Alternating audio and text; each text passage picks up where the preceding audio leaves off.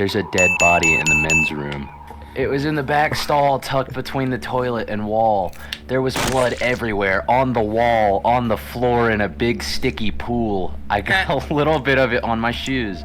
It was coagulated and viscous, like honey. The dead man's mouth was wide open. I'm not reading this shit. I'm not fucking reading this story. This is horrible. No, dude, keep reading. Dude, keep reading. Keep reading. Fuck, do I have to? You picked this. The dead man's mouth was wide open, so were his eyes, and his head was unnaturally tilted, in a way that hurt my own neck to even look at it.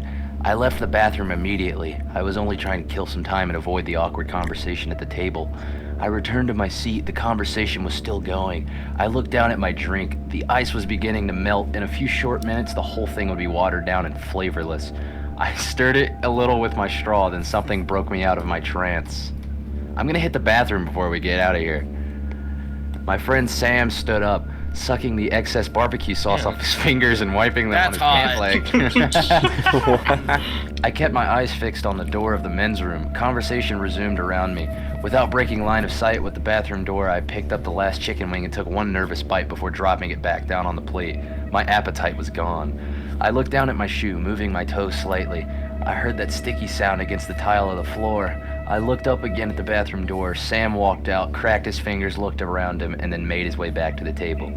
I heard a familiar sound as he approached the booth, the same sticky sound. I looked down at his shoes and saw, to my horror, bloodstains, and to follow a trail of bloody footprints leading back to the bathroom door. Hello? That's the same guy, you cocksucker. No, that's you! That's you! He glanced at his phone for the time. Movies in 10. If we leave now, we might miss most of the previews.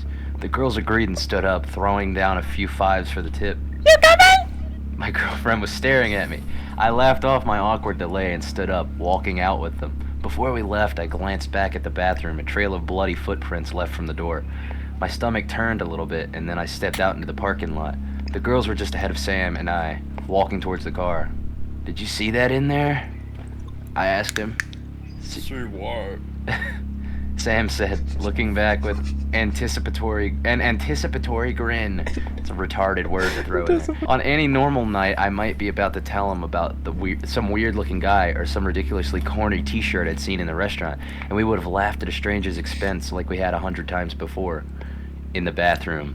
My tone was sharp, and it deflated his smile. No, I didn't see anything. Sam said, starting to sound a little worried. In the back stall, I lifted my foot, indicating the blood on my shoe. Are you two bums gonna unlock the car? We looked up. Our girlfriend's looking at us, mildly annoyed. Sam clicked the buttons on his keys. He climbed into the driver's seat. The girls got in the back, and I in the passenger seat. While the overhead light was still on, I could see that I was getting blood from my shoe on the floor of his truck. He was too. Ah, shit, sorry, man. What for? He asked, shutting his door. The light... Ah, shit, I'm sorry, man. What for? He asked, shutting his door. The light faded off and the truck went dark. Forgetting all this shit on the floor. He clicked the overhead light back on and looked over. Nothing was there. You good? Yeah, I guess I just had a few too many beers. You didn't even have a beer, you fucking retard. Sam laughed and clicked the overhead light off. Sam kept the conversation going between us while I kept my eyes down on the floorboard, straining through the dark, hoping to catch a glimpse in the flash of a passing streetlight of what I knew was down there, a smeared, bloody footprint. The girls seemed to be continuing a conversation from earlier in the back. I only caught little snippets. That's what I like most about him. He's not not even close. No, he always has. And that's why I say no a lot. Whatever Tara might have been adding between Heather's words, I was totally unaware of. It was precisely that conversation that I tried to escape from into the bathroom. The place was packed. We parked towards the back of the parking lot. The red glow of the theater sign reflected off rain puddles on the pavement. We stepped inside. Sam and Tara stood in line in front of Heather and I. My eyes stayed on my shoes. The blood was still there. I still felt the bottom of my foot sticking to the floor a little bit, even after having deliberately stepped in a puddle. Sam didn't seem to see it, not on his shoes or mine. I could see the bloody footprints he was leaving behind, even in the theater. No one else seemed to notice, though. I was baffled. I feel like we should have called the police back in the restaurant, maybe ran out screaming, caused a big scene. Then everyone would know. Then I wouldn't have this pit in my stomach. Then no one would ask me if I ever did speak up. Why didn't you say something sooner? As it sits now, I think if I just continue to ignore it, forget what I saw in the back stall of the men's room, someone else will find it. By now, I'm sure someone already has. Maybe Sam didn't go all the way to the back stall and never caught a glimpse of what I'd seen. The blood from that back stall had probably run all the way across the floor by the time he went in. He got a little unnoticeable amount on his shoe. That's why he thinks I'm acting strange. He'd be acting the same way if he were me. Next. Came a slightly annoyed voice from behind the register. I looked up. Oh, 2 for, Same with the 2 in front of you, I'd assume? Yeah, yes, please. I handed the lady a 20 and took it's my a 5 lady? in change. You want to redo that? No. That's a lady. Yeah, yes, please. I handed the lady a 20 and took my 5 and change. Went to go get some popcorn and drinks for Heather and I while she caught up to Tara and Sam. When I caught back up with them, Sam was giving a demonstration on the proper way to salt butter and popcorn. The girls were ignoring him. I wanted to laugh, but I couldn't. I couldn't get my shoe to stop sticking to the floor, no matter how hard I wiped it across the carpet. Theater 8 was the smallest theater in the whole building, at the far end of the long hallway. We weren't seeing the big summer blockbuster that everyone else was here to see. The movie we were watching, whatever it was, had already been in theaters a week longer than it deserved, and anyone who even wanted to see it already had. No one was there but us. Knowing Sam and Tara, I knew they had no intention of actually watching much of a movie. Nervously, I nipped at some of the popcorn, all the while trying to discreetly wipe the bottom of my shoe against the floor. No matter how hard I tried, the sticky, now almost gum-like blood would not come off. What's the matter, honey? Heather said, placing her hand on my shoulder. Oh, it's just this, I don't know what, stuck on my shoe. It's driving me up a wall, I whispered. Well, go to the bathroom and try to wipe it off then. She said. I stood sliding past Sam and Tara, already making out. Ugh. Kissing? We gotta skip this story. The theater, which had just a moment before been buzzing with energy, suddenly felt empty, bordering on desolate. I made my way towards the bathroom and stepped up to the sink immediately. I grabbed a few paper Dude, your internet fucking sucks. You cut out after I grabbed and wiped a few the blood off paper the sole of towels. my sneaker. Hey, like, Sneakers are tools. I grabbed a few paper towels, wet them, and began to try to wipe the blood off the sole of my sneaker. It defied all logic. It stayed there as sticky as it was when my foot first touched it. I knelt down to take my shoe off. In doing so, I happened to glance under the stalls. My heart stopped when my eyes landed on a pair of legs stretched out as though someone sat on the floor of the back stall. I stood, slowly walking towards the back stall. Stop repeating back stall! The sticking sound of my shoe against the tile, like someone peeling tape off a roll, filled the room. When I opened the stall door, I don't know what I expected to see, but it certainly wasn't the same dead body I'd seen in the restaurant. Though that's exactly what I saw. The same face, the same blood splattered on the walls, and pulling up on the floor, flowing out of his mouth, nearly dried, covering his shirt and the front of his pants. This was my opportunity to make up for what I neglected to do the first time. I could run out of there screaming, crying, begging for someone to call the police. Yet none of that came to me in the moment. Not genuinely. I turned around and walked out of the bathroom, went back down that long hallway and returned to my seat in Theater 8 next to Heather. What's wrong? She asked immediately. Sam and Tara turned towards me as well. There's a dead body in the bathroom, back stall blood everywhere. He was at the restaurant too. Boy. Heather looked horrifying in a sort of I don't get the joke. kind of way. What do you say? Wow, Sam asked, almost laughing at the absurdity of what I just said. I looked at him as gravely as I could. Go to the bathroom, go to the back stall and tell me what you see. Sam's smile was once again gone. Dude. You can do it. Sam's smile was once again gone, and he rose and Sam's left the gonna get theater. molested. The three of us sat there in silence. I could feel Tara and Heather's eyes on me, but I turned towards the screen, started eating popcorn, aggressively shaking my leg. The distinctive pop of my shoe against the floor was like a metronome set too fast. Neither of the girls spoke. I don't blame them. I don't really know what I would say either. Dude, you are messed up for that. I heard Sam say, loud enough to hear over the movie as he stepped back into the theater. The metronome stopped. I turned around to see him, already reclaiming his seat. What do you mean? Heather looked at me, confused, a bit upset. This is not funny. Seriously, what kind of joke is that? It's not I don't know. Guess it sounded funnier in my head. I'm sorry, guys. I returned to my popcorn. Bouncing my leg again, I realized for the first time in at least an hour that my foot wasn't sticky anymore. I didn't know what to take from that, other than relief. Like a bad dream was over. I just didn't know you could have dreams without falling asleep. The movie ended an hour or so later. We walked through a mostly empty parking lot back to my car. My little joke had all but ruined the night. As we drove back by the restaurant, I suddenly felt the urge to go in and check the bathroom in there one more time just to confirm that it was all some kind of delusion. Hey, you know, I think I lost my keys in there. Can you pull in real quick? Just want to check. Hope they aren't in the theater. Yeah, you and me both. They closed after we left. I was already on my way inside before he'd finished talking. It was mostly dead at that hour, a few patrons at the bar. Looked like they'd been there all night. I stepped inside the restaurant, went straight for the back stall. Nothing was there. No blood, no police tape, no body, nothing. I took in a deep breath as true relief washed over me for the first time in hours. What was that? What had I just been through? I stopped to wash the popcorn butter off my hands. I heard the bathroom door open. Looking up in the mirror, I saw Heather's old boyfriend walking in. I prayed he didn't notice me. Well, look who it is. He said, slapping me on the shoulder. I turned to face him. His face was friendly, but his tone said otherwise.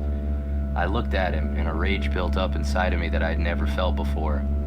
There's a dead body in the men's room. It's in the back stall tucked between the toilet and the wall. What? Oh, He fucking killed the guy. That's... And then him seeing the body is like, I think it's like him like... It's a being premonition. killed. That story was kind of It's cool. a future teller. I wish there would have been more build up for like him murdering, because like that felt so sudden. I didn't even Yeah, know it it's just came like, out of nowhere. how the fuck do I end this story? Boyfriend, you died.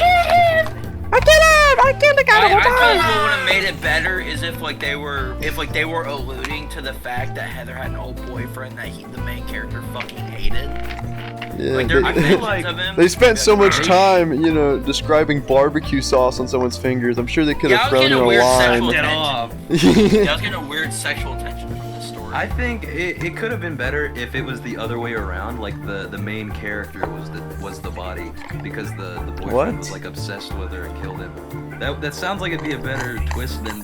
I saw him. He walked in. I killed him. That sounds like that would piss me off if I realized that was a twist. What I would season have could liked he it have a been lot seeing? more if there was built up and we like saying like, hey, like Who maybe the someone fuck? mentioned like, Who was Bill Tupp?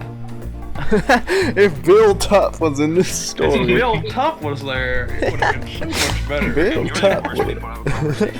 Bill Tupp would have saved No, this I story. give that story. I give it a 5 out of 10. What about y'all? 3. 3. Yeah. This shit wasn't scary at all. It's kind of just Yeah, I mean, it was... like three It's stars. underrated. It's a hit or miss. At least he tried, and there's not like any horrible like grammar mistakes or like misspellings. So it's not made by like a child. It's not some horrible bullshit. I really tried to be a good husband. Date nights, trips, gifts. I've probably spent enough money on food to fund some country's entire spending budget. Flowers and chocolates just aren't enough anymore. I guess. Or maybe they are. Fuck. I don't know.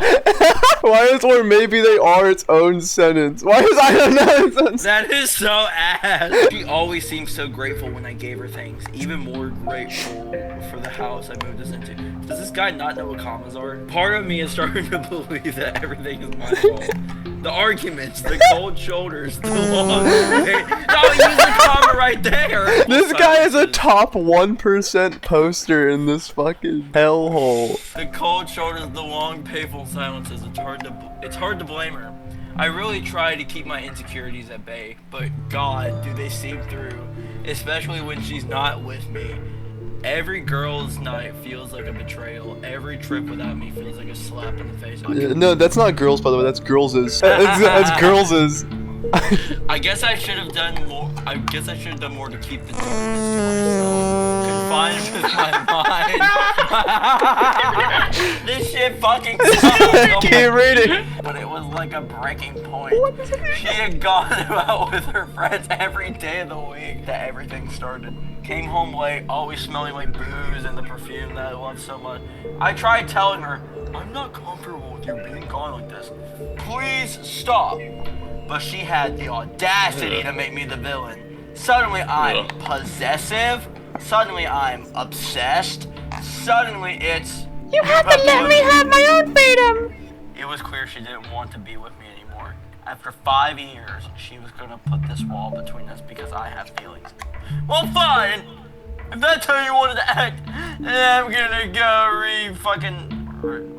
Precipitate? Horror stories. Reciprocate. Then I'm gonna go on horror stories and write a story about it. Maybe I went a touch too far, just a hair, but who can really blame me? I was wounded, I was hurting. That it started small, just a few drops of bleach in her coffee. What? I wake up early and make it for her. This should help with the hangover, sweetie. I'd watch her sip it, smiling to myself, but playing it off as romance. She'd guzzle it all down and thank me without complaints. I just thought I hadn't put enough. The next morning, I increased the dose to a full cap. She'd drink it, compliment how good it tasted, then be right back to our regularly scheduled program. Regular. Out all night, crawling into bed late, nose with the smell of ramen lavender, without so much as a sore throat. Part of me realized what I was doing. I'd see her smile, see her eyes light up, see how grateful she was for breakfast in bed, and I'd feel regret. I'd figured it was a sign for me to stop. Nothing irreversible had happened yet. But then no, there she went, dancing in clubs, staying the night with friends, pushing me to the side, just like she always does. This guy and his fucking lists. There's like 4 lists in this story already. I had forced myself to remain composed, or I wanted my work to speak for me. That's why I started cooking those home-cooked meals every night. Steak, spaghetti, Fucking a dash of rat poison. She didn't even complain of a bellyache. In fact, to my dismay, she started thanking me. You've been doing so good recently, honey. Since when are you a chef? This food is delicious. You're the only man I'll ever need. She'd punctuate every thank you with a kiss on the cheek, and it would make my blood boil. Why was she doing this to me? Why couldn't she just fucking die? Wait, so he's trying to kill her because she wouldn't stay with him, but now she like loves No, him. apparently she's trying to kill him, or she's trying to kill her. He's trying to kill her because she has a life, and then when they're together, she's nice. This guy's just a fucking maniac. She started staying at home more. We became more intimate. It was like she was falling in love all over again. I started seeing that sparkle in her eye more. I felt like she was attracted to me for the first time in what it felt like an eternity. Oh, but it was too late for that. I had already moved on. Every kiss, every hug, every intimate moment filled me with nothing but burning rage that she was still there. There's another list. Oh my god. She started asking for more. Honey, can you cook that spaghetti you made a few weeks ago? It was so good. You're gonna have to share your secret to great coffee with me one of these days. I swear, you're the only white person who knows how to properly season food. Oh my fucking god. That is the most Reddit shit I've ever had to read. He's like swapped his poison and seasoning around in his cabinet. He's just accidentally like putting a bunch of fucking allspice in her coffee. I increased the doses every day. Hell, I mixed poisons together. You couldn't even have your face too close to the plate because the smell was so strong and burned your nostrils. But she cleaned the plate every single time. It was like the more I did, the more in love she became. I'd buy her favorite chocolates and lace them with cyanide, then I'd have to stomach my way through sex. I'd pour entire cups worth of Drano into her Starbucks order, and all she'd say is, "They don't make it as good as you," and throw it away after only a few sips. This has been going on for months now at this point. You really have to wonder, am I the one at fault here? All I have to do is exactly what she did, exactly what got us here in the first place.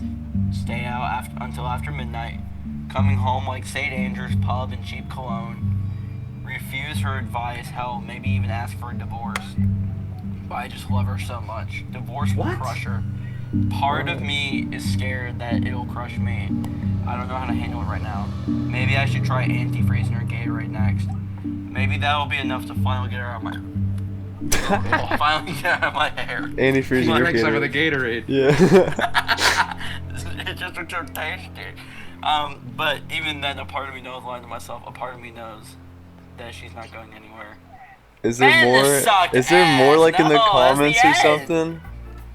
I wrote this because I was watching a video. Is this the guy who wrote it? It is. Yeah. I wrote this because I was watching this video the other day of his wife who kept trying to poison her husband by putting bleach in his coffee. Obviously, he smelled it out. Oh, okay. Okay, so we don't even get an answer why she's immune. You just leave it at that? Is there like a part 2? This posted almost 12 hours ago. Hey, refresh What? the post. You have a Reddit account, dude. Yeah. Fuck off. So, what was your guys' thoughts of this? What was your guys' thoughts of this That was story? the worst thing. It could have been a solid start to something, but it just fucking ends for no reason. If they had I feel like drawn it out, it would have been better. Fucking I lists. think I have lists. I have like a theory that there's gonna be a part 2 to the story. We're gonna finally get How an many answer. fucking lists are there? When was it posted? Like 12 hours ago. This is fresh. Oh, This is dude. fresh shit. I'm Yeah, no, scared. dude, go to I'm going off of stuff from 2015. I give that a fucking 0 out of 10. There's no pluses to. Actually, no, 1 out of 10. It made me laugh. That wasn't the intention though, but it made me laugh, so it gets 1 point. What do you guys rate Yeah. it? I'm sorry. That's a 0 out of 10 for me, Chief. That was awful. Like that story was just terrible. Like, I hate the fact that we didn't get an answer. It's just the guy was mad because his wife was going out having fun, and when he started doing nice things for his wife, she started being nice to him. Sounds like he's mad. Steak is too buttery type shit. He's just being a little bit. Can anyone hear me? Yes, we can hear you now. What's your fucking Yeah, rating? oh my God. What's your rating for this story? Yeah, what do you think? I give it a 1 out of 10 because I don't understand his thought process. His thing was, she must not love me. She's out cheating. I'm gonna kill her. Oh wait, now that I'm trying to kill her, she loves me. Let me continue to try to kill her. So he was. Why not just Let me flip back? let me try to kill her even more now that she's actually. Yeah, that's so loving me again. stupid. That's the And my dumbest thing thing is, ever. we didn't even get an answer to why nothing he did worked. Timothy, She's we just got a never stubborn got a bit of rating from you on the last one. I'm legit. Rate this And one. this one too. Rate this one. Yeah. I don't know about the last one, but this one is fucking 0.5 at most. Oh, okay. Yeah. It was funny. I found an old file about myself in the county records basement. I've worked as a records clerk for the county municipal office for 3 years. It's a small county, the kind of place where the building itself hasn't been updated since the 1970s, and half the staff still keeps handwritten ledgers because the digital system crashes if you look at it wrong. Most of the job is routine: property deeds, tax records, old permit applications nobody will ever look at again. You stop expecting anything strange after the first year. Then, last month, I went down to the basement to pull an unindexed box, and I found a file with my own name on it. The basement holds everything that was never properly logged into any system, digital or otherwise. Boxes going back decades, some older than the building's last renovation. My supervisor sends someone down every few months to sort through what's left. That day it was my turn. Box 41 had no label, just a number scrawled and marker on the side. Inside were maybe 30 folders, mostly what I expected: old zoning disputes, a stack of birth certificates from the 1980s. Then near the middle, a thin folder with a name on the tab. My name, full name, spelled exactly the way it appears on my driver's license. I want to be clear about something. This box had not been opened in years. The dust on the lid was undisturbed. The tape sealing it was original, brittle, the kind that cracks instead of peels when you touch it. There's no way anyone recently placed anything inside, whatever that was. It had been sitting in that basement long before I found it. The folder itself was old. The paper had that soft, yellow brittleness you only see in documents from decades back. No staples, just a single string tie holding it shut, the kind clerks stopped using before I was born. Inside was a single typed page. No letterhead, no county seal, no case number. It read like a personal profile. My date of birth, my address, correct even though I moved twice since childhood. Each old address crossed out in pen and then the new one written beside it in a different ink, like someone had been updating it over time by hand. At the bottom, there was a line that just said status active. And under that, in the same handwriting that updated my address, a date, last Tuesday. I checked. That literally says Thursday. Well, I had Tuesday in my brain for some reason. It's Tuesday. I'm gonna Photoshop. I checked the date against my own memory. Last Thursday was an ordinary day. I went to work, came home. Nothing happened that I could point to as significant. but someone using a pen and paper in a sealed box that hadn't been opened in years, in a basement in a county most people drive through without stopping, had written that date next to my name 4 days before I found it. I brought it to my supervisor, a woman named Carol who has worked at the office for almost 20 years. She looked at the page for maybe 2 seconds before she told me to put it back in the box, seal it again, and never mention which box it came from. She said this the way you'd warn someone off of a live wire. Not scared, just certain. I asked her if this had happened before. She didn't answer. She just repeated, "Put it back." I didn't put it back. I kept the page and left the empty folder in the box. 3 nights ago, I found a second line had appeared under the first, in the same handwriting, on the page sitting in my own drawer at home. A new date. Yesterday. I hadn't gone back to work since. I don't know who's writing in that file or how they're writing in a page that never leaves my apartment, but I know it hasn't stopped. Tonight, the page is still blank under yesterday's date. I keep checking it every hour, telling myself the next line won't come. I don't think I believe that anymore. Okay, guys, I could hardly even call this a story, but I think the premise is cooler than the stupid poison one, so I'll give this a 2 out of 10. Yeah.